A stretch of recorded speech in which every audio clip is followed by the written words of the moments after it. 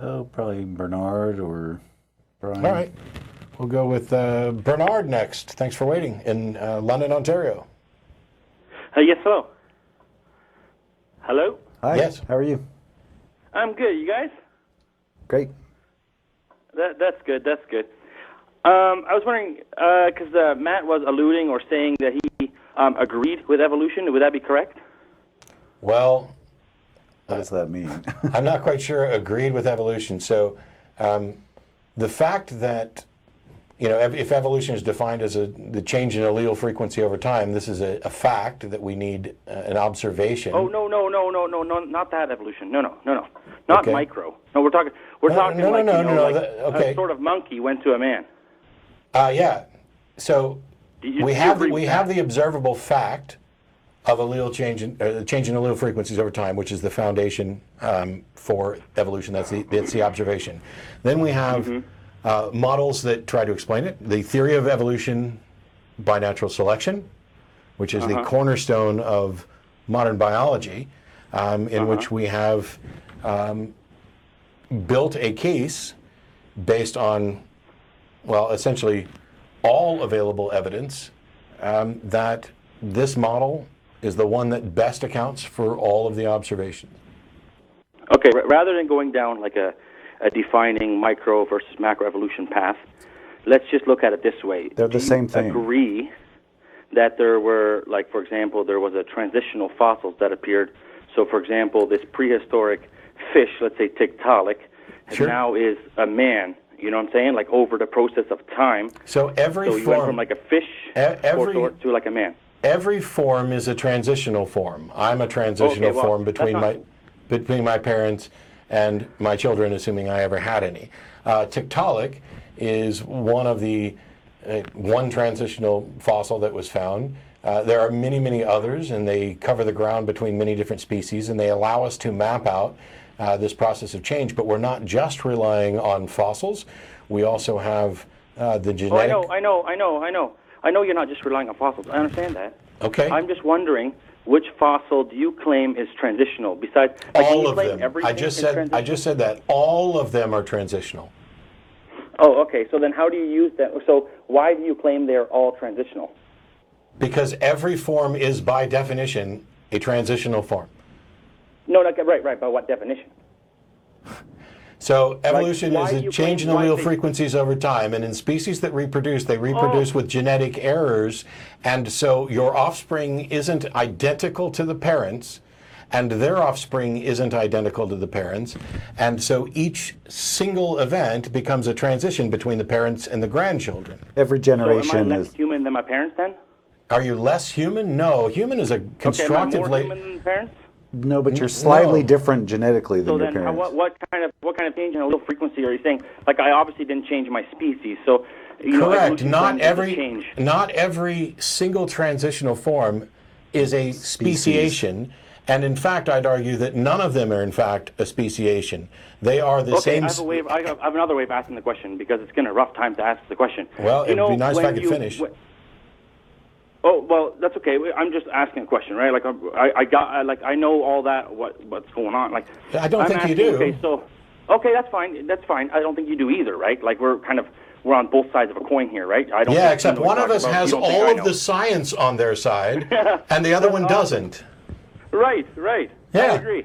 Cool. I know. So okay. So- So if you have the sister, like you were talking, do you say that they're direct ancestors, or do you say they're sister groups? Like, is Tiktaalik a direct ancestor, or is it a sister group Of what? of our lineage? Like, I are don't we know. directly I would descended have to actually. I don't know exactly where it fits into Oh, the you don't tree of know? life, so Okay. I don't know if Tiktaalik specifically is a direct ancestor of ours, but somebody does know that from Right. mapping Okay. out. So I do. Okay, is it? Okay. So there are no direct ancestors. We mean there's no direct Everything ancestor. is sister because you can't prove that Tiktaalik had offspring. So essentially, you're arguing that we could just view Tiktaalik as an anomaly, and we have no reason to think that it has offspring. No, you can't claim it has offspring because you don't know. You weren't there to see I don't know Tiktaalik if had the children. specific the specific fossil that we have labeled Tiktaalik had any offspring or not. You're correct. Oh, right. But okay, I don't. Exactly. But the that lineage there, or that perhaps these sisters and cousins of Tiktaalik, which would have been members of the same species, may have had offspring. Some species just died. Oh, but then are you okay? But then are you saying the sisters of Tiktaalik had the same transitional qualities? No, I'm saying that they had similar. Exactly. So who cares about their offspring? Okay, so here's the thing. We do care if they're offspring because we can trace a genetic lineage. So the fact that, let's say my mom and dad had, we're not identical, but we are of the same species of our parents. Now, hang on, stop interrupting. Species, it tends to be defined as individuals that can interbreed. At some point, when there's enough change in your offspring, you can get to a point where your progeny could no longer have mated with your ancestors. That there's been a sufficient enough accumulation of changes that these can no longer interbreed. Are we on board with that? Oh, dude. Of course, I'm on board with microevolution. Time. Okay. I have no issue. Then maybe you should stop saying microevolution, because what you seem to be, if you're on board with microevolution and not macroevolution, this distinction you're making, then what you are essentially arguing is that these small changes can't actually accumulate to a point where you now have a new species from the originator. Of course not. How do you know that? No. Oh, obvious. Like I've been watching. It's obvious. For example, they've been breeding horses for 2,000 years. Oh my gosh! Let's just say do you realize that 2,000 years is a blink of an eye? And can you? And by the way, how many species of dogs are there? And can they all interbreed? And can they interbreed with the wolves that were the ancestors? With micro, I don't have a problem with micro. It's the macro. I think your understanding of evolution is micro. And no, the problem is it's a false micro. We try to distinguish micro from macro. Yeah, you keep trying to, and there's no justification for that. It's a false distinction. It's an exact process. Anyway, so if I on the TV screen that you're looking at where you're watching this, if I put out a pixel, that's a micro change, right? What? Like we turn off one pixel on the screen, that'd be a micro change, right?